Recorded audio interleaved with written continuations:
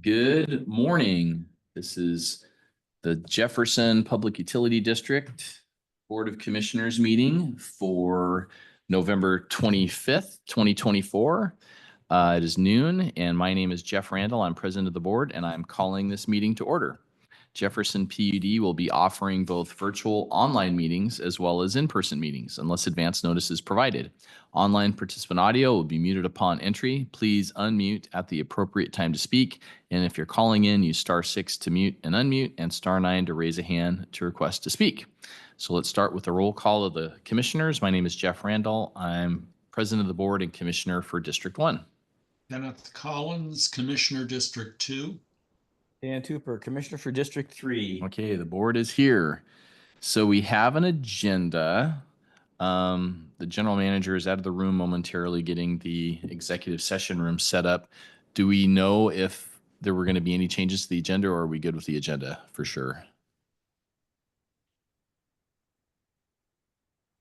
I believe we're good with the agenda. Okay, well, let's go ahead and approve the agenda. Can I hear a motion for that? So moved. Second. All in favor of approving the agenda, please indicate by saying aye. Aye. Aye. Aye. We have an approved agenda. So we have a first executive session, and it will be under RCW 42.30.110, subsection 1, subsection G, to review the performance of a public employee. And should we check in with Kevin on how long, or Joel, or who knows how long this meeting is going to go for, or should we check in with Kevin? Why don't you just see what? Yeah, why don't we ask Kevin? I think Kevin's doing the fun technical process of getting the it should be at least 30 minutes. 5-0. Okay, so we're going to have an executive session for approximately 50 minutes for 50 minutes for the purpose just stated. We are now going into executive session.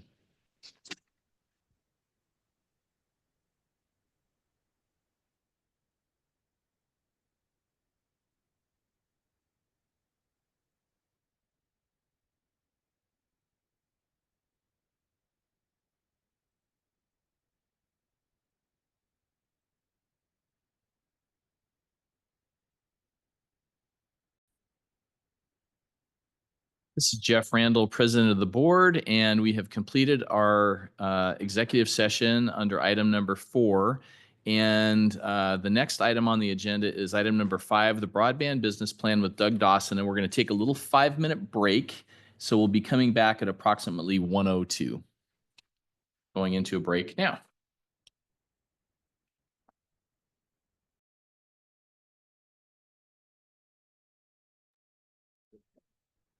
Good afternoon. It is 1:02, and this is the Jefferson Public Utility District Board of Commissioners special meeting for November 25th. It is now 1:02, and we're continuing with our agenda, and we are on item number 5, broadband business plan, and we have Doug Dawson on the line. Hey, Doug.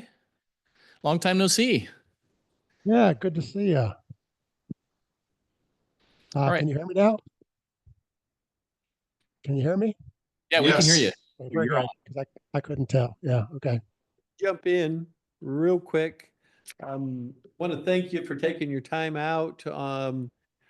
We appreciate all the help you've done with broadband. To start that way on your proposal, looking forward to discussion with the board moving forward. But thank you very much for joining us today. You bet. Do you want me to show the screen, or are you going to run it? I'll start off with the rates discussion, Doug, and then Okay, we'll very good. Very good. Okay. share the slides. Okay, let's start off with rates. All right, that is slide. Back to Zoom. Too many buttons.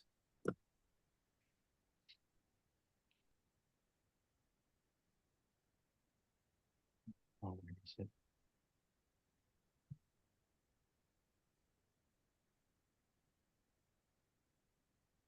Okay, from the beginning.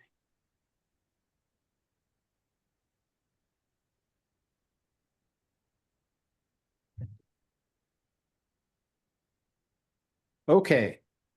So we've been working on a couple of tweaks to the rate schedule.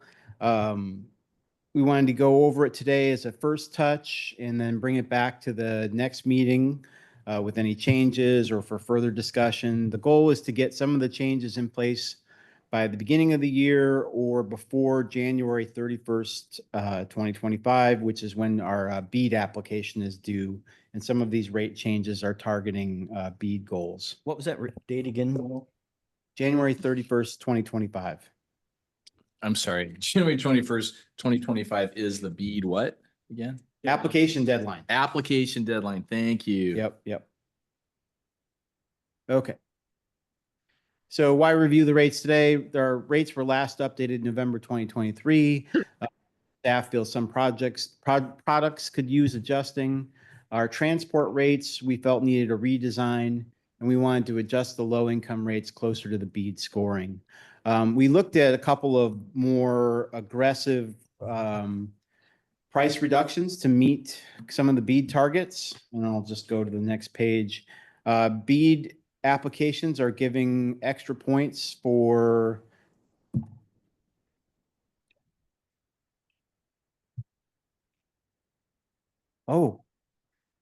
did we call this meeting to order? Yeah, We did? Okay. I Okay. brought us back in at 1:02 and said we're continuing the meeting. We started the meeting by calling it to order. You were out of the room. Okay. It's one meeting with 3 agenda items. It's the agenda I'm looking at. I think that's correct. Those are starting at noon. There's only one agenda. Yeah, we have one agenda. You were out of the room when we called it to order, so we're good. Good. Thank you for asking the question. It is never a bad question. Throwing Will a curveball. Yeah, no. And I was too Are we- into my own presentation to remember. if Asking, we are did we or not. messing up big time at any point is fine. Before you get too far down the rabbit hole here, on the BEAD, again, I'm not familiar with the BEAD. I mean, I've heard presentations, but I'm really not tracking it that close. So we're making these adjustments not because of the services that we need to supply, but because we're trying to meet a scoring criteria. So again, I know we have a presentation, we're going to hear different things and see. So just a little more information about everybody else that's going to put in for BEAD. Would they be doing this same thing? Or you're just saying because we want to score better that we're lowering our rates? Is that too simplified? No, so we did look at lowering our rates. We're actually not proposing lowering any of the rates except for the low income rate. What BEAD does is they have set a target to get gigabit broadband under $70 retail and $50 wholesale, and they're giving more points awarded to that for applicants who can do that, and they're giving more points to applicants who can get the low income support rate down to $30 a month. Yeah. So And Sure, one more go ahead. follow-up, and Sure. this might be all out of order or out of You're not out of context. order. So, well, I mean, order of the way they're going to present. So my question again comes back around to on an open access network, if we're getting the BEAD money, that we're still under the same guidelines of we have to supply whatever we build out. Other ISPs are able to utilize that network or that infrastructure, correct? correct. So we'd be taking on more risk if we lowered their rates. They could come in at the same rate, but not have maybe costs incurred that we would. Is that a fair statement? Well, we would lower the wholesale rates as well. As I said, the BEAD rate, the target BEAD rate is $50 for gigabit at wholesale as well. So they have a wholesale target, they have a retail target. Doug and I went over the business plan and put in those rates.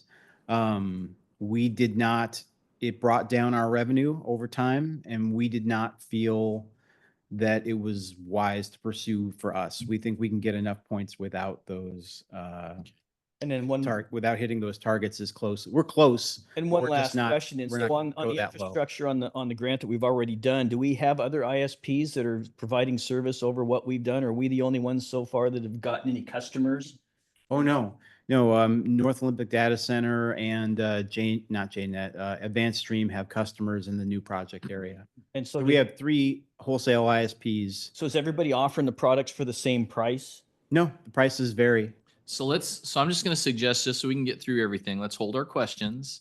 And just my initial comment or thought on what was brought up was we're launching a new business line in a very dynamic world, and staff taking a look at this, we'll hear about what the significance of the funding opportunity is.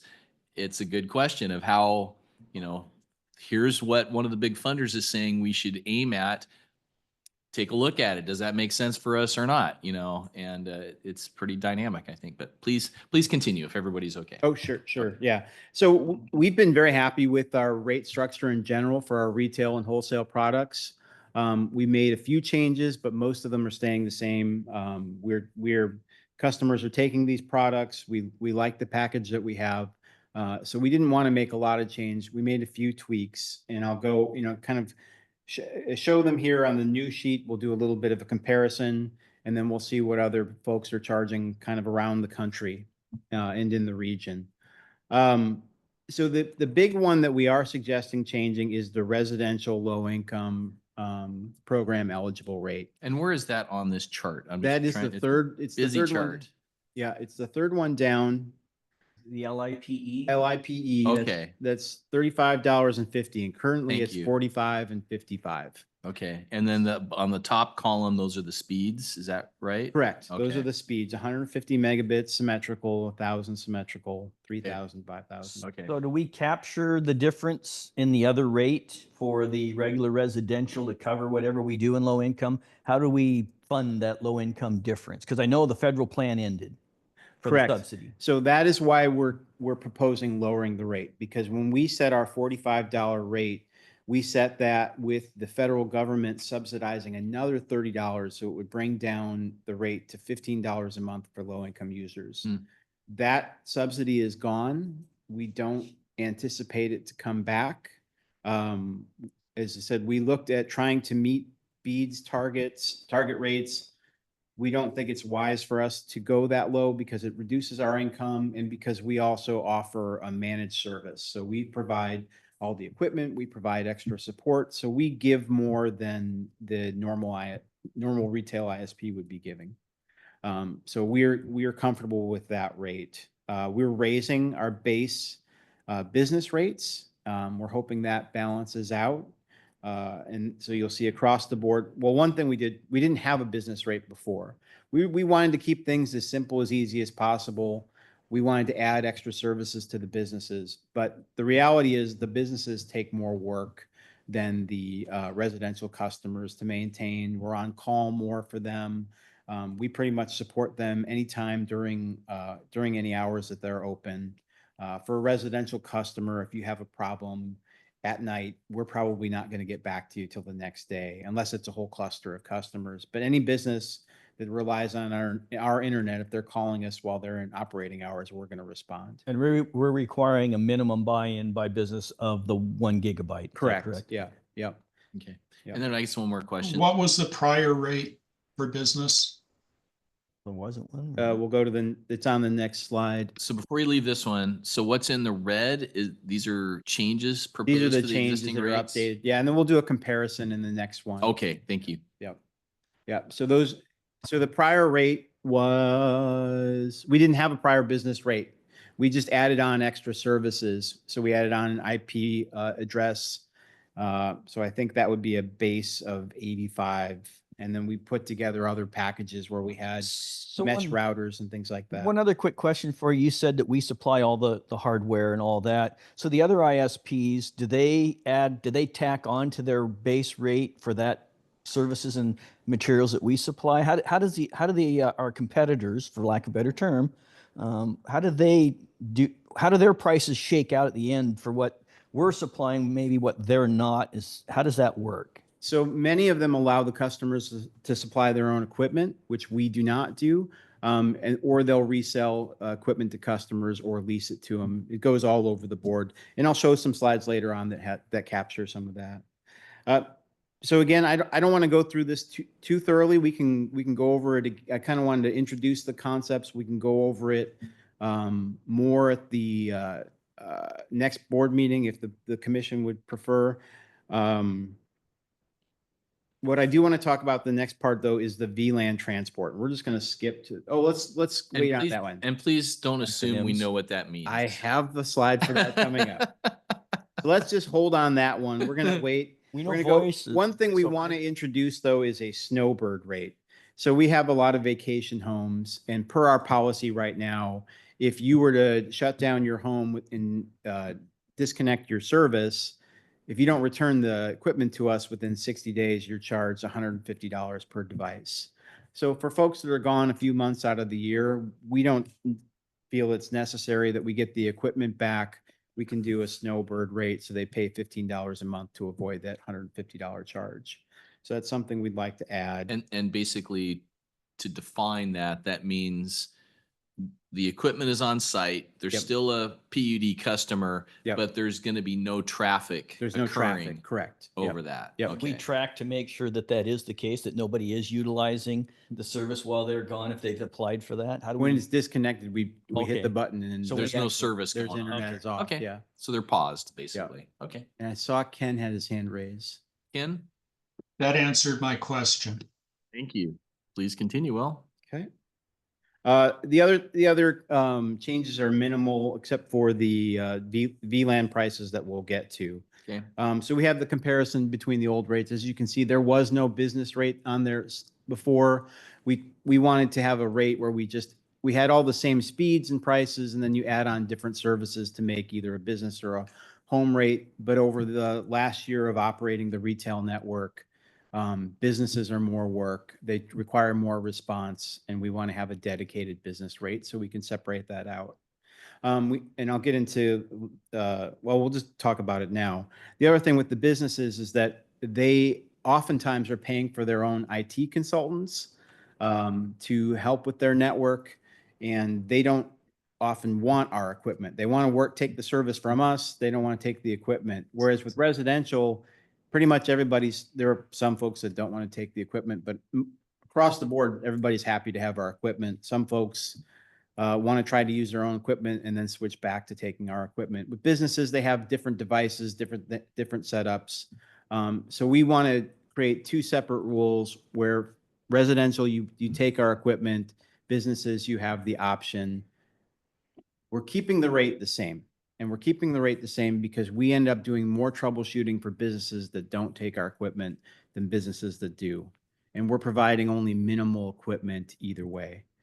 So to be clear, neither charge, whether it's residential or business, is helping capture a cost to cover the other. Is that correct? They're both independent, the way that we're going to charge, because some are taking equipment and some business won't take the equipment, but the residential will. There's not some sort of a cost share there that we're doing between the two to offset any cost, correct? They're each separate on their own merits. Yep. Okay. Okay. And then you'll see the last one is the VLAN transport that I brought up. VLAN is a virtual local area network. That's not any more helpful than VLAN, but we'll talk about what it means in a second. Okay. We have network transport over here is kind of our commercial or enterprise product. We'd set it up before with core ports and endpoints. We were trying to create a different way of doing something to make it as simple as possible and to also make it, you pay on the actual physical things that you're using, which are the ports that you're connected to and the fiber that connects them. Okay. The product, we've never quite gotten this right. We've looked at different ways to do it, and I had Doug look into it, and he came up with a survey of how other folks are doing VLAN, which is basically just a dedicated connection between 2 points. And he had a rate table. We were kind of right in between there, and this is what we set is our proposal. And we're using the same basic speeds that we had across the board to keep things simplified: 150, 1,000, 3,000, 5,000, 10,000. And these don't include internet. This is for somebody to get from one point in our network to another point in the network. Okay. And it looks like Leo has his hand up. Leo? So, yeah, we haven't really talked about how to take public comments and stuff, but I guess just take a shot at what your question or comment is and we'll go from there. Go ahead, Leo. Well, that kind of concerns me considering I'm paying $150 a month now, and now you want to raise it up to $2,200 a month? I mean, God, talk about pricing me out of business. He give us some more context to what exactly, what he's saying there. Yeah, so we, 22, no, right now we're charging 150 for an endpoint. And so that's where the end of the line, you can have a connection and it's up to a 10 gig connection. So the size of the connection doesn't really matter. It's just any connection? I'm. No, we're pricing by the speed of the connection. Okay. And I can bring back more information on just this next time as well. But what we've basically been doing is giving away the whole pipe. We're not giving away, we're charging for it. We are charging for almost the full open pipe, and we think we're giving too much away. So getting to kind of, Leo's got some questions Yep. about a service that he's paying for now, it sounds like, and what the rate might be changed to. What is happening today at the end of the day? Are you asking for action? Are you basically saying this is an introduction to rate changes we'd like to make for next year, and we would like the board to act on it when? When are you hoping that you're going to get board action on this? I would ideally like to have the board approve rate changes for January 1st, but we can implement them. As I said, for some of the Were you hoping rates today? Oh, no. This Okay. is just to introduce. Okay. Yeah. So Leo, I guess feel free to share with us your thoughts and concerns as we go through the meeting, but it sounds like no action is happening today. So this is all of our first blush at No, this. yeah, and this is meant to be a very first blush. Okay. And for a little more context, if I'm hearing Leo's observation there is, and you use the term, we're giving them the full pipe. So what are we using to determine that difference between what they're getting now in the full pipe versus what you want to go to get that full? What are you using to compare that to as to what that value is? What are we giving them, and how do you get the value to that? What all goes into that? Is that You a wanna fair? answer? Is this a fair question? I mean, I'm Yeah. just trying to wrap my head around it. We have wholly underpriced this product. This rate is not sustainable, and And you're talking about the VLAN we're transport talking rate? about the transport rate. Okay. Basically, what we've been charging people for is a souped up residential connection at somebody's house or at somebody's business. And that's not what this product is really designed for, is large customers, people using our network to run their business. Okay, It's a different product. How many customers roughly? We can't tell us customer names. That's not appropriate, but roughly how many customers are we talking about so we have an idea of what kind of business? We've sold less than 10 of these. Okay, so we're talking about a handful. So but we also have a lot of legacy connections through NoaNet Sure. that we're going to need to reprice for next year, and that's the second Okay. component of this. And just throwing out there, for example, the one that Leo brought up is this the gig? The 1,000? I'm going to get my numbers all wrong, but Was it the 10 gig or the 1 Yeah, gig? so right now what 10 2,200. gig. yeah, That's so- 10 gig. Yeah. And is there an equivalent rate on that now, just so we can have a sense of what this issue? Yeah, it's 150. Okay. All right. So the issue is that what we've done is set up something that is close to dark fiber, in that we're providing a direct fiber to an end user, and you can use the how do I put it? The fiber is terminated in an optical in an ONT. This is going to get to the 10 gig port. So right now you can use the whole 10 gig port. The PUD feels that over time we need to be able to resell that port into smaller pieces. And that's what the VLAN allows. Whenever we're setting up one of these connections, we're setting up a VLAN that provides the virtual tunnel from one end to the other. Okay, so I'll just bring up if we're proposing to raise that one rate, there may be other rates that we're raising a factor of 14 times. And I just want to plant the seed of an idea with staff is could we look at that as a target rate we'd like to get to, and could we raise it over time? Just something to think about versus we're going to raise it by 14 times next, at the beginning of January. Yeah. Just a thought. So we're actually not raising it 14 times, because what you can do is instead of us selling that whole open pipe, you buy a gig connection. Okay. And that's $600. And right now, to buy the equivalent new gig connection, is $150 and $400. Okay, I And don't you- want, and So I it's don't want, not, I it's don't not want a to, giant. I don't want to get us stuck on this Oh, one. For me, understood. I'd like to keep it at introductory level. I know, Leo, you got your hand up. And are you going to still. give us comparables to other networks, how they charge for this? Is that what's That's coming? the next slide. Okay. Okay, Leo, do you have any more follow-up on this, or can we move on? Realizing we haven't resolved the issue. Well, yeah, I just want to make a point here that whether it's whether I'm moving 150 megabits per second or 10 gigabits per second, it actually consumes no additional resources on your network. It absolutely impacts your network, not a single bit. Yeah, I think we got that. Which brings me to the point of what's the comparables that other networks offer. So. Okay. Okay. So this went through just kind of the reasons for why we're doing what we're doing. We talked about all those. VLAN. And then this is the comparison Doug provided of the other PUDs and what they're charging. So generally, we tried to price everything at the low end or at the low or average end. The other thing that we are not doing, we don't provide any contracts. We don't require any contracts. We don't provide any discounted multi-year contract price. And we do that not because we don't want to lock in business for all those months, but we're a brand new network. We're still figuring these things out. We've been lowering some costs and raising others.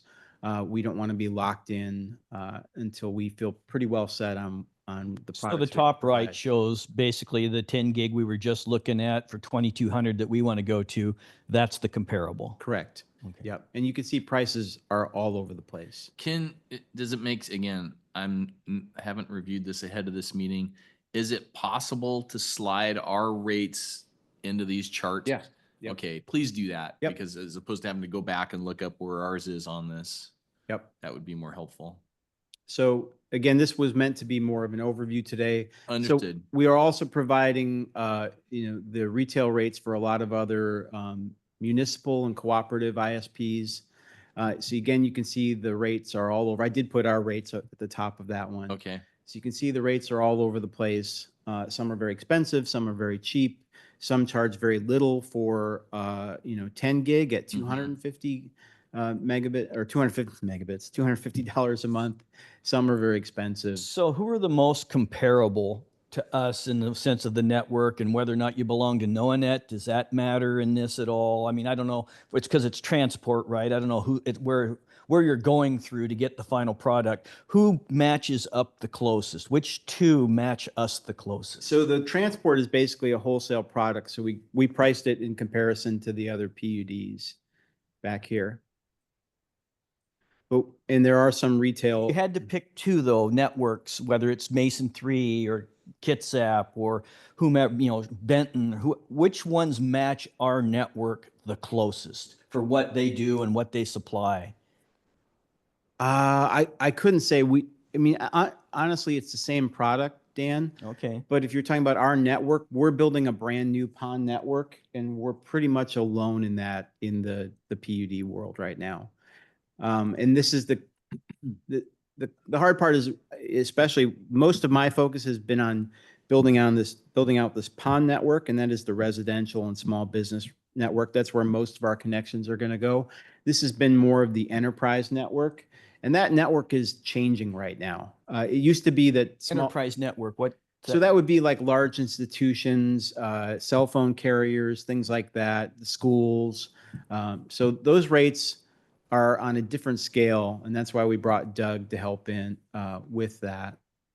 Okay. Hey, Kevin, while we're paused for just a moment, just for a time check, how much time do you think our final executive session will take? Just to know how much time we have for this one. 45 minutes, Melanie? Okay, so we'll aim to try and be done around the end of the hour, but if we have to go over, we can go over a little bit. Okay. Well, this is important. So if we have to shave on, I don't know what the executive session, I don't remember it. Is some sort of Yeah, computer I stuff. really hope that we can get. Yeah, all the I questions want answered to today. wrap this up, and then quickly, if you don't mind, and Yeah. then I'd be happy. We'll bring it back, and what we've done every time is we preview the rates with the commission, and then we'll send this all out to the ISPs and explain what we're doing, ask for feedback, and then take that feedback Okay, and make adjustments. good.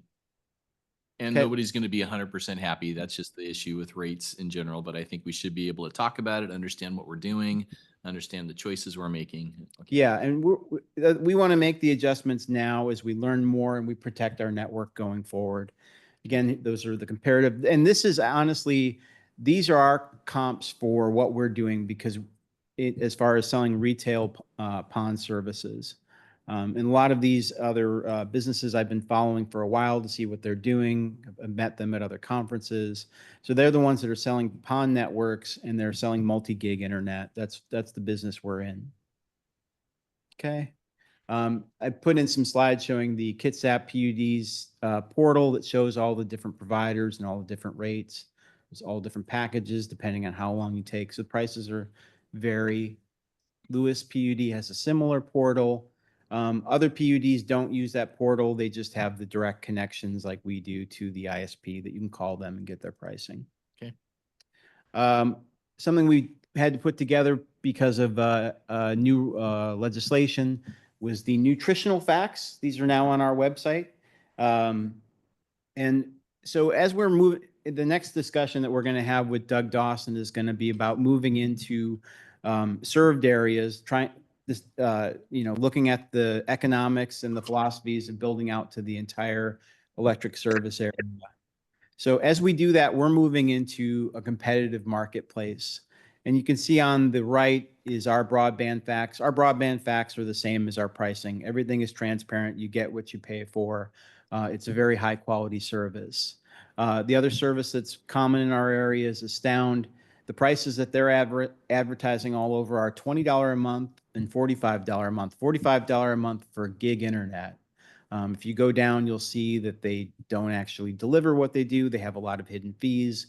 That's what these broadband nutrition rates were for, so that they kind of force the providers to disclose what they're actually charging. Is there an allowable range in the way the statutes or whatever that govern this, or if there are any, as to how much close you have to be to the target you're advertising? I mean, No.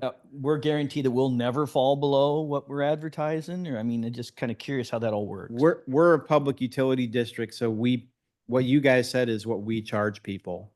We don't have promotional rates. The only thing we do is we bundle on a couple services. But when we bundle on the services, we don't discount it. We just add it together. I think Dan was getting at the speeds, weren't you? Yeah, I'd kind of more at the speed maybe. Does that So- matter? Because usually when they offer it, it's like a speed up to. So I this assume that's what amount. you were talking about, was the speed that you're paying Yeah, for is so not really what so you're there. getting. If you look at the Astound, it'd be the center one, I guess. Mhm. They say they'll deliver 933 down. They might. I don't know. I don't think you're going to get 933 down very often. If you're getting service from us, we're provisioning that device, we're provisioning the router to provide those speeds. You may not get it directly on your device if you're halfway across the room. Your device may not be capable of getting those speeds, but the router is supplying those It speeds. should be more of a minimum speed because again, we've got fiber connecting everything, whereas people on Astound are probably going to have copper and it's an up to speed. It's a majority, Typically. yeah. And these are supposed to provide more transparency in the speeds, but this is to show with our customers, they're getting what they're paying for. They're getting a very high quality product. Leo came up again. Oh, okay. Leo, did you have another question or comment quickly? Yeah, so if you look at those rates, though, not even you can truly provide 1 gigabit per second. They're saying 945, because with 10% overhead, a 1 gigabit Ethernet connection will only do a speed test of 945 megabits per second. So these speeds are comparable. You're not correct on your broadband label.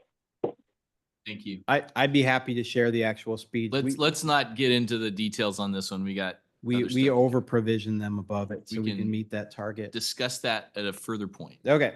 Another time. Again, 1 gigabit interface is still 1 gigabit interface.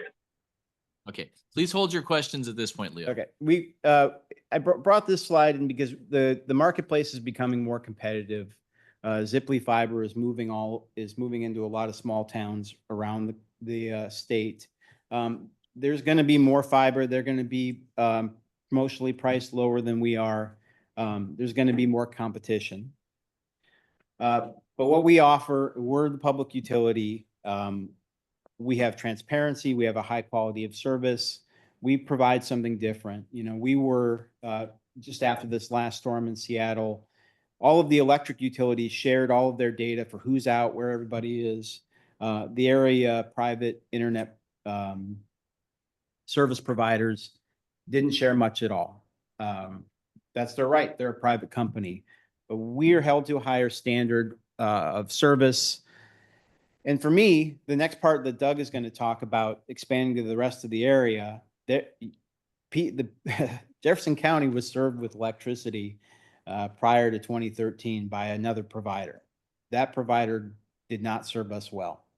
I think going forward, we're going to provide the best service for the residents of Jefferson County, and we should look expand the rest of the county. Doug's going to go over how we might pay for that and different options. Okay. Okay, Please. so I'm going to continue. go to Doug's slides next. And then just, I'm kind of following along on my own screen so I can zoom in and so forth. Did we get Doug's slides? Yeah. Was that in your It was email in the too? email. Okay, I'm sorry, I just opened one. And is that the one that's broadband rate chart? No, we just saw the rates. It's the county build out. Okay. So Okay, I'll put the slides up now, but Doug. Thank do you. I got it. wanna- Thank you. Please continue. Take us away, Doug. Are the slides up? Yes, Almost I don't see. Oh, here they come. Okay. Yeah, they weren't up yet for me to see. There we they're go. up. Once we go. Yeah. So as he said, the question here is, what does it take to connect everyone in the PUD with fiber? I'm going to look at the current business plan, which you're already, doing. How much is it going to cost to get to everybody? How much cash does the current business plan generate to help pay for it? And is there anything else you could do to make it easier to do something like this? And this was all prompted by, believe it or if you may not remember it, I think it's about 5 years ago, the very first business plan I gave you was to do the whole PUD. Very surprisingly, some of the results look almost the same now. So I don't know how good my radar was then, but it was kind of surprising. So next slide. So just a refresher on the basics. So you're both a retail and a wholesale provider. There's very significant wholesale revenues in there. You've been extremely successful with grant funding, as I've told you all before, more than anybody else I know. You've gotten, now this includes the B grant that he wants to apply for. So if you win that B grant, which you should, you would be up to $55 million in grants. You've taken $9.2 million of low-cost subsidized loans at really cheap rates, and only on the hook for about $2.5 million of equity to do all that. Nobody else has a success story that looks like those three numbers. So your network has very largely been funded by outsider money, which is amazing. So it's an incremental add-on. You're still a very efficient business. The business plan has only grown to about 8 new employees to handle all this. To the current business plan, that's not if you grow to everywhere.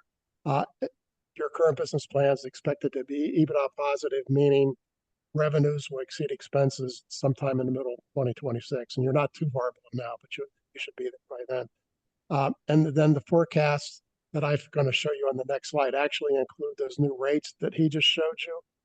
With that said, they didn't have a material change. I mean, these are really great tweaks. They didn't really change the answer very much, but we put them in here because of that. So it's not like those rates are driving a different answer. So next slide. So this is the forecast all combined for 2024 through 2033. So there's the revenues, the expected expenses, the margin, $10 million margin over 10 years. Interest is on that $9 million of subsidized loans. Down at the bottom is how it got paid for, mostly by grants, a little bit of your equity, some loans. All that money, that $55 million in grants and the loans paid for $66 million, $67 million of assets. And there are some principal payments on those loans as well. So all said and done, the current forecast, if you don't do anything else, by the end of 10 years, you should have generated about $4.5 million.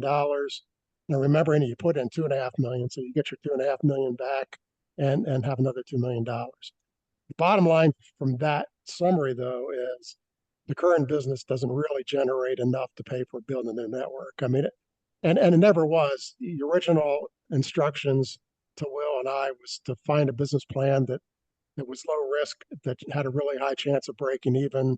And essentially, that's what you do. You do a little better than break even, which is wonderful. So, and we think it's very low risk, that you should not be losing money.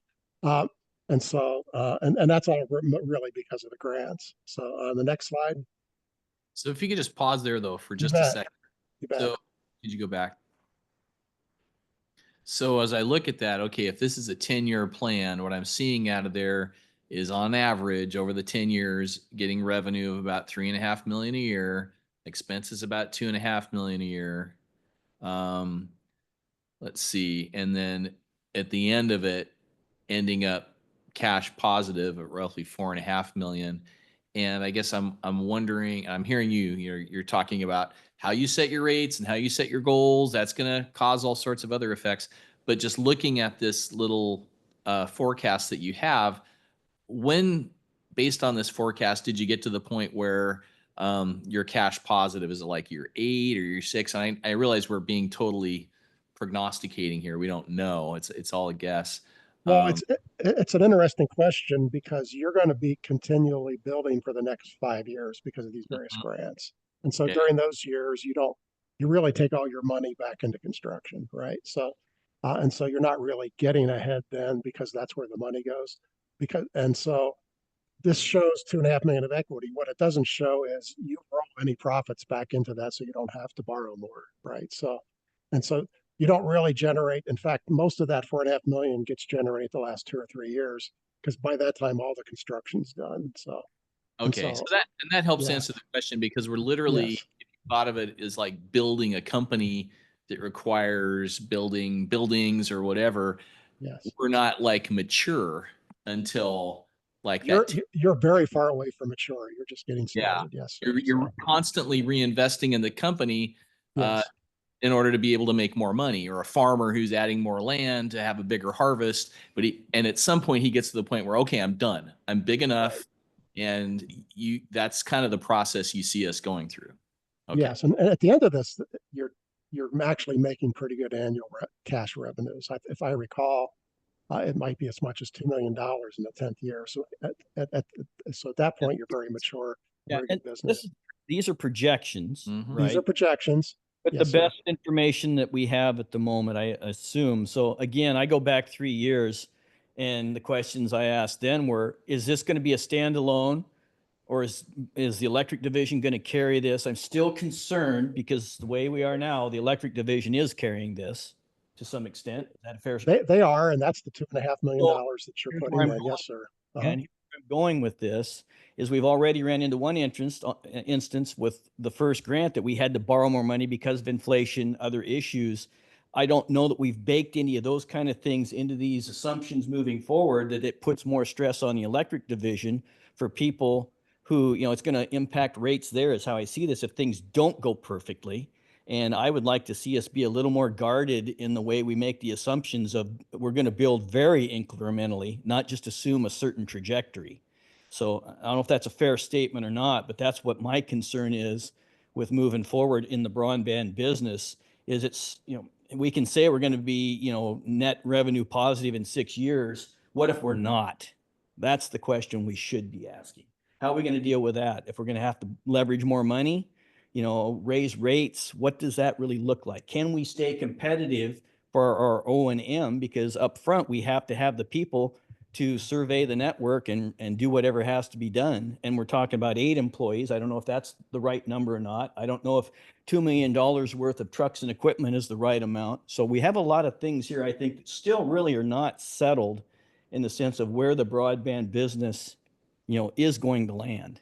What was your question? My question was Sorry. that I don't want to see us making these assumptions on the back of the electric customers. Okay, and the only difference I would say is, I don't see it as a subsidy from the electric customers. I see it as the property tax that we collect, that we could dedicate to whatever is our priority. but it's being subsidized by our property tax revenues currently. Well, and I would add, we heard also that our timber tax revenue is going to go to these. So those are things that would ordinarily, before broadband existed, were going to the electric. They're not going there now. That's a difference. It has to be made up in the rates for the electric because that was part of their budget before. And we haven't heard the broadband or the water budget yet. We just saw the cost of service and rate study on the electric, which was about put everybody out of their seat. So Well, it actually used to all go to the water customers, but anyway, and that's a decision that the board makes with our budgets. Well, So, and if I could just Yeah. real quick, there are a lot of benefits the electric division reaps because of broadband. So I don't think you can just say a comparison that it's one way or this way, because a lot of the benefits that I see to the electric division aren't captured in these numbers. These are numbers that don't quantify the benefits we've received, even though we've only been doing this for about 1.5 years now. The broadband has been beneficial to the electric division. So there are a lot of benefits we're gaining right now, not cash, but well, I think all this discussion is showing how much interest and how much learning we need to do in all these areas. So the questions I think are great. Let's hold them. We're not going to resolve them here today, and let's please continue. And my final answer to that question is, to the extent possible, this is still a conservative business plan. You can do better than what we're showing here. too. Okay. So, yeah. Okay. So here's the two columns. The current column is what basically it's cost you to build all the projects you've committed to by the grants that you've won. So it's going to take up roughly $66 million. To get to the rest of the PUD is another 70 million. And so, as you can see, you're roughly halfway there. Even though the rural stuff, it looks like an area that the grants cover a lot more area, the building fiber in town costs a lot more per mile than building it on a road where there's not very many people. So but that's the numbers. They're pretty solid, we think. As you can see, you've already, the drops are cheaper in the city. They don't cost as much because people are closer to the street, and we don't need very many more core electronics because you've already covered that with the grants. We don't need very many more operating assets. But net bottom line answer is you're roughly halfway there to the cost of building everything if you wanted to build everything. Okay. Next slide. That's really interesting, though, that you It is. actually did look at, okay, if we wanted to have fiber go past every house and business that we can reach, that Yes. isn't the end of a 6-mile driveway or something, that's what it would cost in our best guess. That's interesting. And originally I gave you a number, Kevin and I did the first number of 133 million to build the whole county. And, this is 5 years later with a whole lot of inflation, and we're not that far up from that number. Yeah. Interesting. Yeah. Yeah. Next slide. So how to pay for extent, how would you pay for it if you wanted to extend? Ken, do you have a question right now? I do. Uh-huh. And Doug, can we go back to the previous slide? Sure. And I'm wondering, what are the assumptions when we are talking about connecting all the PUD customers? Are we talking about people who may already be served by Wave? Are we talking about connecting every single electric customer's home to the internet with PUD fiber? It would be building past every location. Only customers who wanted your service will apply. And we've assumed that at best you would get about half of the market in the competitive areas. So you're not going to come and sweep. In rural areas, you don't have any real competition. You're going to get most of the customers, right? So, but in where Wave is at, we've assumed at best you would get half of the customers. So, but it's still it's voluntary for anybody to buy your service, even Understood. today. Yeah. So and so if they don't connect to you, we don't hook them up. No. So And as one of those Wave customers in the city of Port Townsend, I would really love the option of having access. I think there's a lot of people in the city that would love to have the option of choosing fiber over our current limited copper infrastructure. Well, it's just not the city. It's still the served rural areas as well. they're served rural areas. Yeah. Exactly. There's large areas outside the city too. You are correct. Yes. Okay, Yes. please continue, Doug. So how would you pay for that? So obviously, as you can see, there really isn't the money out of the current business plan to pay for it. So, you'd have to borrow most of it. Higher rates could pay for some of it. Reduced overheads, self-funding with profits, which I'll talk about here a little bit. Low-cost subscriber acquisition, which I have a good example coming up. Again, the business plans are conservative. It's possible you could do better than we've shown, but you never count on that. I think you always keep your conservative assumptions, and all of the slides I have show 100% debt so that the PUD doesn't put any money in, but putting in equity always actually makes it cheaper to do. So these are all very generic. So let's go to more detail. Next slide. So here's what the business plan would look like if we build everything. Now, this is a little deceptive in that we wouldn't start building all the rest of the county until about 3 years from now, until a lot of these grants are out of the way. So the new places would not be in place for this full 10 years to 2033. They only really would start kicking in at the end. But what you can see here is the key numbers is you'd have to jump up to $85 million of loans. Today you have 9 million. So that's another, $76 million of borrowing to pay for the 70 million of assets. And so it's not very pretty. And in fact, in the very last 10th year, you're still borrowing in the 10th year. So it doesn't really break even until about 2035. So the question is, borrowing to get there is not really a very pretty picture. You could do it, but I have a serious doubt that you would approve this business plan, right? So, next slide. So, this isn't going to spend much time because Will already gave you some charts of the other people's rates, but there is a maximum that you can charge on rates because there is competition. Even in the rural areas, we've got Starlink, and we do have something called FWA wireless, which is stuff sold off the cell towers that's popping around. So, and nationwide, the average broadband price is around $89. So you can't raise your rates enough to just say, let's make it work by charging $150. Because if you do that, nobody buys it from you. So there's always this trade-off between penetration rate and price. And this is just a reminder that there's a natural market cap on this stuff. It's not like your electric rates where we can set the rates and guarantee the revenue. So next slide. One of the ways to pay for it, your current budget charges overheads from the electric company. And I'm going to talk about this just says what happens if you didn't charge those overheads. I'm not necessarily recommending that at all, but just we wanted to see what that does. And over the 10 years on the current business plan, that's about $11 million, or $10.5 million that the fiber business is paying to the electric business and those overheads. So back Hey, Doug, when can you yes, clarify sir. what's by overheads? Are you talking about our connection, all those points on the poles? What are we No, talking about? sir. No. This is actual cash that they pay. They pay money back to the electric company to pay for accounting services and all those overheads in the business. Okay, so this is for being a part of the PUD, Yes. and it's the broadband division paying for the staff support. Yes. Okay. And does so, part of and, this come back to and like in fact, this is your actual largest expenses paying this overhead. So it's right? it's $10.5 million. Yeah. So Is this part of like RUS accounting and how RUS accounting works, or well, I'm going to get a slide and talk about that. So okay, we'll get to that. Okay. sorry, please continue. Yes. And commission that we set it in the budget of 7% overhead for broadband to pay and for water to pay. Okay, So that's But over time, as the customers grow, that percent would go up, and I think you end up eventually at like 12%. So yeah. So right now it's at 7%.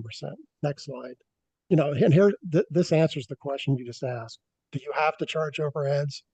In general, businesses do because especially if it's a standalone business, if fiber was a true side utility, they would absolutely have to carry their weight. In a lot of states, if fiber is a separate utility, they're mandated by law to do that. And a lot of those states also require them to set fiber up as a standalone business. Most commercial entities don't charge overheads to their new businesses until they become cash positive. That's just a choice they make to not load down their books. Because at the end of the day, the fiber business is part of your electric company. I mean, paying this money is kind of funny money inside the company because there's, but it is taking real customer revenue and hand it to the electric department. A lot of munis don't charge overhead to departments. And so But there is an alternative, and the alternative that's probably two of the best known fiber businesses are Chattanooga, Tennessee, and Lafayette, Louisiana, who've been around the longest. They decided way back when that they should definitely charge the overheads, but then they turned around and loaned that money back to the fiber business to help them grow. So there's sort of a halfway point, and so that's an interesting way to think about this, is that you would, and in those places they expect them to eventually pay all of that back as the business gets positive in the future. They would want all their back money back. So there's a whole lot of ways to think about overheads. It's not mandated by any accounting rules because it's a department. It's not mandated by law in Washington. So you're doing it voluntarily.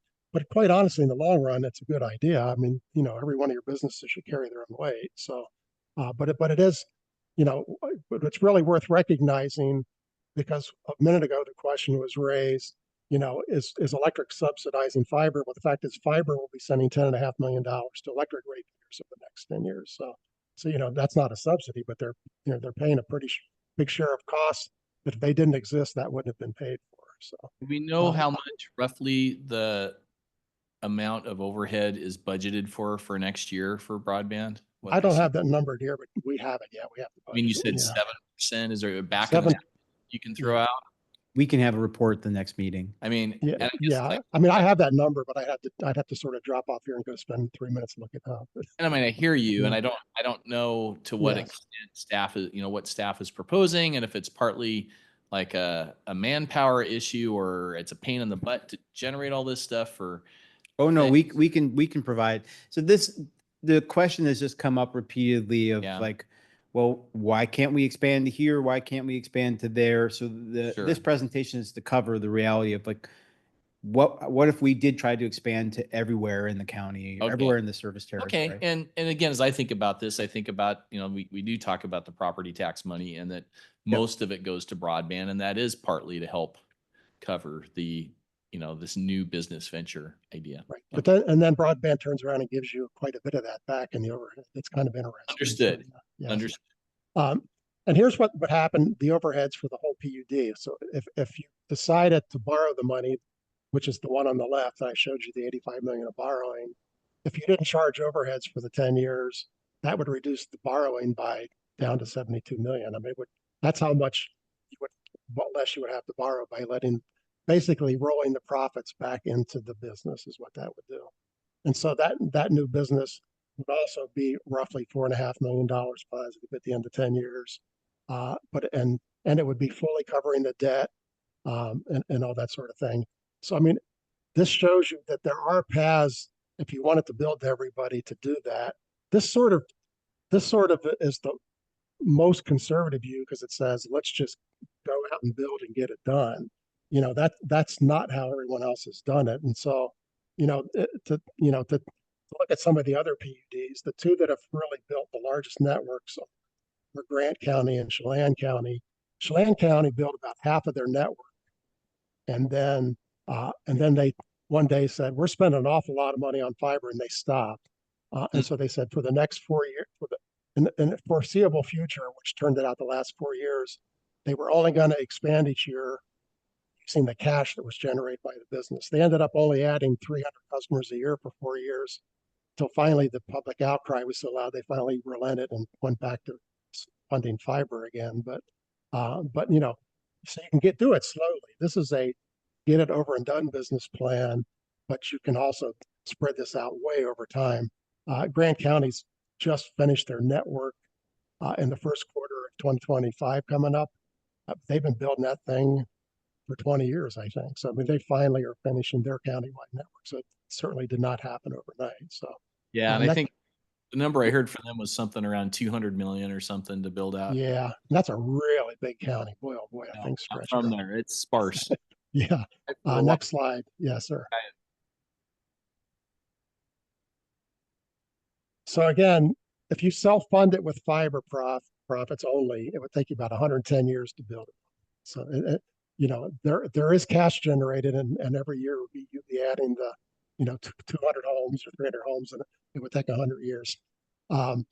If you didn't charge the overheads, it would still take you 32 to 36 years. I mean, If you just said, let fiber pay, expand fiber, we're not going to borrow any more money. We're just going to take all the profits, roll it back in forever until we get there.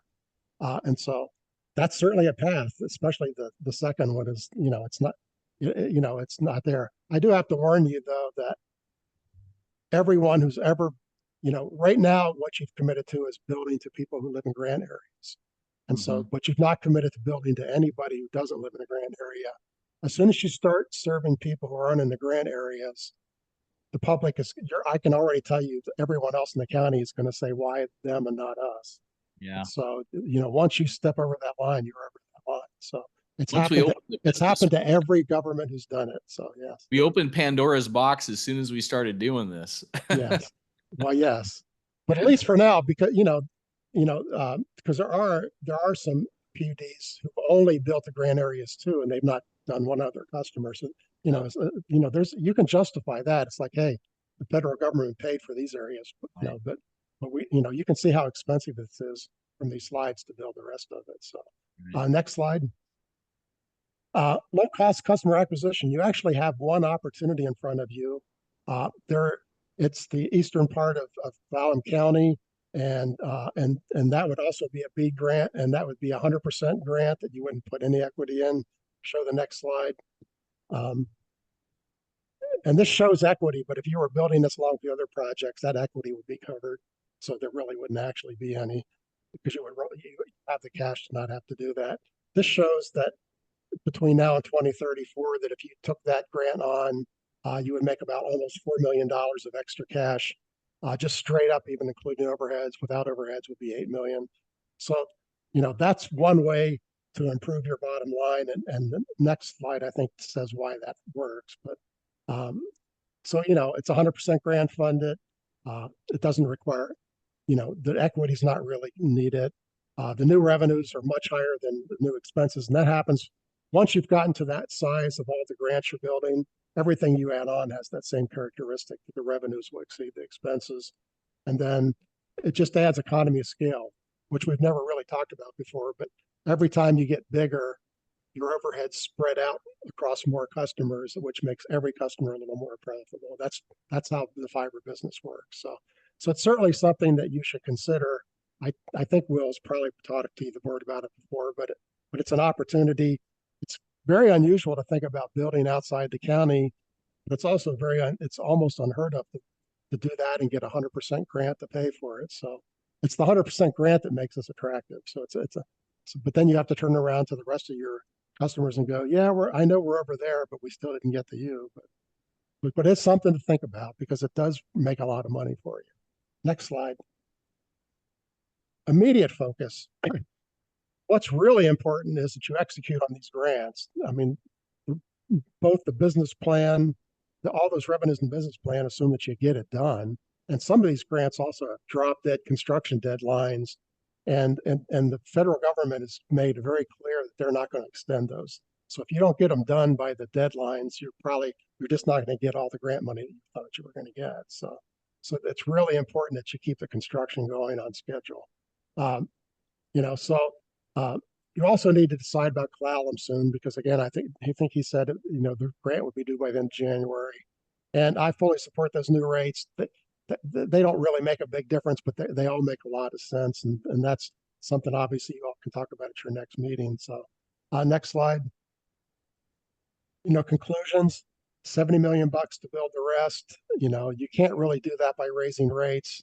You can't do that by just rolling fiber revenues back in. You could speed up that process by not charging all the overheads, or maybe loaning the overheads back to fiber and rolling that into expansion. But there are reasonable business plans for borrow. I mean, you actually could borrow and do this. We're not here today suggesting that, but the question asked of me was, is it feasible? It turns out it is feasible. So, and that's really what we tried to answer today. Could it work? And the answer is yes, it can work. So I think that's the last slide. Is there one more? That's it. That's Okay. it. Wow. That is taking us a long ways into the future. It's kind of like, okay, we succeed with all the unserved areas. We stand at the business, we've taken that on. Hey, what about the rest of the county? What are we going to do there? And it's really looking down the road quite a This way. is the 10-year looking forward. That's what we Yeah, just and did. it brings Yes, up sir. really challenging questions. And I guess one question I have right off the bat is people talk to me, in the city, and they know, a lot of them who are paying attention know that we're going to be building fiber in the business core downtown, and we're going to be building in Fort Worden. This is the loan, one of the loans we got is going to cover that. And there's going to be a line connecting the two, which cuts through Port Townsend residential areas. And they say, hey, I see the PUD is going to be doing this. If I'm in a neighborhood close to that, could we do something? And the thing I've thought of is like organizing a neighborhood and basically saying, hey, PUD, if you build out this neighborhood, you've got this many customers that are already interested. Could the customers participate in that somehow with helping to pay for some of the cost? And I realize those are policy things we haven't gotten to yet. All we've done is like the $750 to get to people who aren't covered by 100% of the grant. So I guess I just want to encourage all of us to realize that this is thinking way out into the future. It's assuming we're successful with all this stuff we've already got on our plate, and that staff is introducing ideas to us about where we might go and wants to hear what we say. But Well, and what you just said is an interesting idea because there's a city in Idaho that did just that. They got $3,500 per customer, and they made all the people in the neighborhood sign up first. So they were guaranteed that payment. And then they let them spread that payment over 10 years. But that really paid for it. In the city, that pays for a really large piece of the cost. In fact, you don't have very much, that kind of pays almost for all of it. So, yeah, and I so, think yeah, I think some sort of sharing like that would be doable in a lot of the Yeah. built out areas. Joel, you got yes. a point or a question? Yeah, I just wanted to dovetail on that. That approach is exactly what Rock Island Communications does up in the San Juan Islands, and neighborhoods that have homeowners associations, large ones. They organize themselves. They agree to pay a certain amount for middle mile connections, and then the utility works with a bank to help them finance part of it and all of that. So there's a lot of models out there that are pretty similar to that. Ken, and then Dan. Yeah, doesn't Clallam County have people organize the LUDs? I'm sorry, Kitsap County. Isn't that their business model?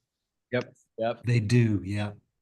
Dan? So while we got Joel up, I've heard the number, I think it was $70 million over however long it was. I don't remember the exact numbers there. So for us to borrow that kind of money, and I don't, again, what the timeline would be, what does that do to us with our RUS requirements? Because we're tied to the electric with this.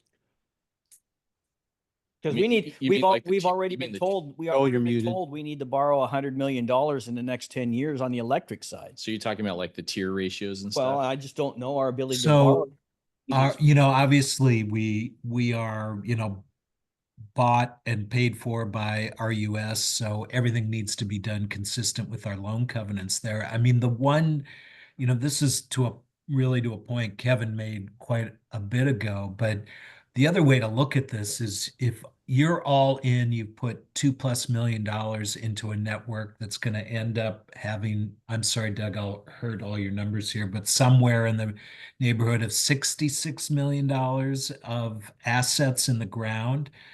That helps all your loan covenants and all the ratios that they're all part of the utilities. So, but yeah, it's gotta, we'd have to work with bond counsel and do all that Right. if you proceed to enter into those Be some loans. sort of a limit, we'd have to do the math. And again, I Yeah, don't. it's a number and we Yeah, could so- figure out what that is.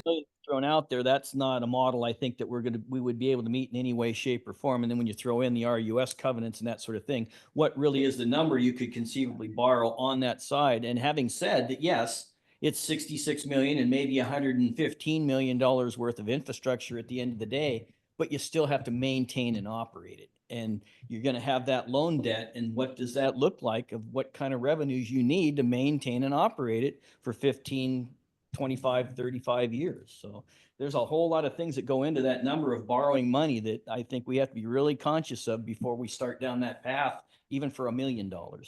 Kevin, did you want to contribute something? Just real quick. Doug, trust you. You're the greatest person in broadband that I know. I do take one exception, and that's for us right now to go into Clallam County. Yeah. I My next struggle with question, that. it's my next I question. just, it has to be talked about. We have to present it to the board. I think Doug did a great job. But, you know, timing with a lot of this is everything. So I really question that. Other than that, Doug does us a great job. He's a great presentation. Myself, I'm hesitant on the, anything in Clallam County. We need to work in Jefferson right now, my belief. Yeah, and I think to do the Clallam County part, I think Doug, you're probably right in terms of numbers and cost to build and potential revenue, but it kind of ignores the political boundaries between Jefferson County PUD and Clallam County PUD. And as I think about this, you know, like hypothetically, if there was a part of Jefferson PUD service area that we either couldn't get to or didn't want to get to, and Kitsap or Mason was able to get there and they could get this money, I'd appreciate it if they came and talked to us and said, hey, you know, we could do this. These numbers work. Do you see a benefit for your customers? And would you be on board with us doing this? I think just from a political standpoint, you'd kind of need collaboration from the other utility. And so far, it sounds like we haven't really had that. That was my question of what kind of outreach have we done? What kind of communications have we had with Clallam PUD, Clallam County? Because I think Clallam County got money to do, or maybe it was the port up there. I can't remember. I think it was the The county. county, they gave it up to the To do PUD. some build out. So again, it did revert to the PUD. So anyhow, yeah, that, and then NOAANET's involved. Well, they're an owner of NOAANET just like we are. NOAANET's involved with BEAD for different entities. So again, I think there's a lot of coordination that would need to happen. And I see here, it says we need to decide very soon if we want to pursue Clallam County opportunity. What is that time and what does that mean? And what have we done to take steps towards that if the board were interested or serious about taking this step of putting in for BEAD money in that area? Have we had any conversations with them? We have, yeah. What was the result of that so far? It was all preliminary. I've attended their county BAT meetings. They're planning on working with the Astound to serve their customers. This is Clallam County or Clallam PUD or PUD, both? All as of far them? as I know, yeah. Okay. So we've been coming to the board for a few months. We haven't gotten a clear go-ahead, so we haven't moved forward with them. Yeah. My thing, why I wanted to show it and why Doug and I worked on this is that, you know, at the end, it's got to pay for itself. Right. And the more revenue we have, the lower the cost for our customers, the quicker we pay back the revenue to electric. So that's one way to have a lot more revenue for very little investment. Yeah, I get that. Yeah. I get that, but it's kind of like, you know, if you ever played Risk, it's like you got to go from one country to the other. It kind of feels like going from Kamchatka to Western Pacific United States. Feels a little risky. Well, I'm still concerned of getting too big too fast just because chasing revenue, right? So that's in an open marketplace and changing technology, you know, 5G, wireless, cellular, all the other things that could come along that maybe we will also go that path with some of our, but it still comes back to the basic premise of the political ramifications. You said it was said earlier. Why are we, I know I'm going to hear it. Why are you working across the border in Clallam County when I still don't have it in Jefferson County? I think that's when somebody better have a really, really good answer just to say, because we think we can make more money and maybe lower the cost. Well, you better show some real numbers in real time as it's being done to show that, or the pitchforks and torches will get sharp. And I appreciate you're looking at all the options, and this is like, hey, we could provide this service. Hey, there's this density here. Hey, we think we can get. I think that's well worth it, and I think talking to Clallam is worth it. But I think we're having enough trouble chewing our own, chewing what we've bit off so far. And I do agree with Dan a little bit. There is a risk to this. And if you're taking the risk for your own customers and it doesn't go quite right, well, by golly, we're doing this to serve our own customers. And the bottom line is we want better high-speed internet for our customers, our residents, the people paying taxes here. And unless Clallam County was like, man, that'd be freaking awesome, do it. Unless they were like that, I would say we should just stop talking about Clallam, because I just don't think it's worth it. personally, even if you could, like I said, even if you could make money. I just think the challenge of that would be, it just would create so much potential problems that money you think you could make, you could have way more trouble than you thought you were getting. So. And you just did what I recommended. I wasn't recommending you go do it. I recommend you talked about it. Yeah. No, No one's blaming you for it. you're, Yes. I mean, and frankly, this is what business do. They look at, Yes. hey, They- there's they this look at expand. whatever's out there. Yes. Yeah, we Yes. could expand, we could add some crews, we could do this. Should we do it? That's another question. Ken. Yes, sir. Yeah, I don't disagree with what's been said by the other commissioners. I certainly understand how business-wise it looks like an attractive opportunity, but I can't get past the optics of a Jefferson PUD truck doing a service call in Clallam County. Yeah, unless they really wanted us there and they were Yeah, saying, if they're begging us for it, that's one thing. But even if that were the case, obviously there are $70 million worth of customers in Jefferson County who are, I think, would like to have the opportunity to have a high quality broadband product. so I'm going to do a time check here. We're at 2:15. So just let's continue. but And let's having try and gone wrap down up. the road now of operations and maintenance of trucks rolling across the county line or whatever it may be, I think, again, staying on this Clallam one, even if there was some synergies and Clallam was willing to do it, I don't know what kind of contractual agreements we'd have to make. I start thinking about, that's their infrastructure, pole attachment fees, rolling trucks that far. I mean, are we going to have some sort of a satellite? I mean, there's a yard there. I mean, what are the things that would go into some kind of a contractual agreement to partner with them on that sort of thing? And like I said, I don't know how big that physical area would be. I'm sure we would migrate westwardly, but just the pole attachment fees alone, I think, would be a headache. You'd probably have to have an interlocal with some understandings and commitments. And I think we're not going there right now. So. Yeah, so thank you for the discussion. This has been excellent. I think I get the feedback, but Yeah. every one of these, the reason why we're bringing all this up now is because we made a decision in 2021 to pursue retail fiber and pursue grants. And next year, we're going to have 1,500 people completed 4 years later in 2025.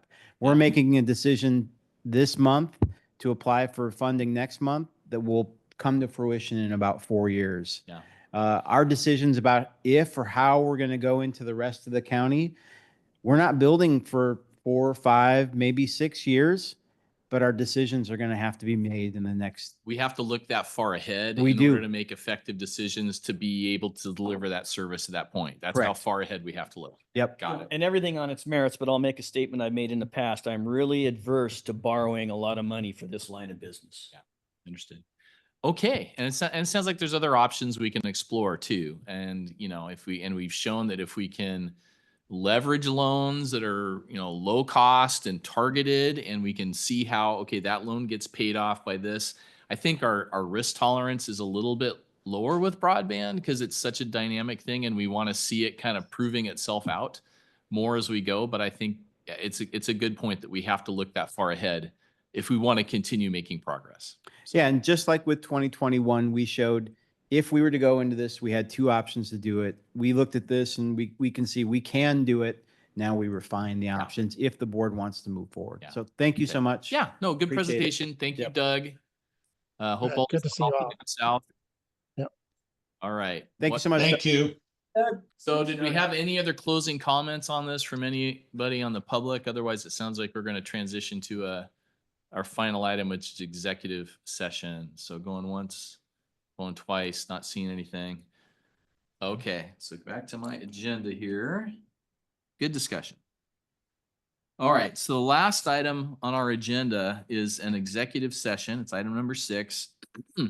This is per RCW 42.30.110 subsection 1, subsection A, subsection II for infrastructure and security of agency computer and telecommunications network We've been indicated that it's about a 45-minute executive session that we're going to have. Everybody's okay. Ken, are you okay staying that long? I think you may have already gone into the meeting. He went into the executive. Okay. All right. So we are now going into executive session for about 45 minutes. Thank you. Whenever you're ready. Good afternoon. It is now 3:04. We have completed all the business on our agenda. Did anybody else have anything that they did not get a chance to cover? Going once, going twice? All right. Well, we stand adjourned then, and everybody have a lovely rest of your day and happy Thanksgiving. Happy Happy Thanksgiving. Thanksgiving. Same to you everyone. guys. Yeah, Sure. thank you. Bye, everyone. Bye.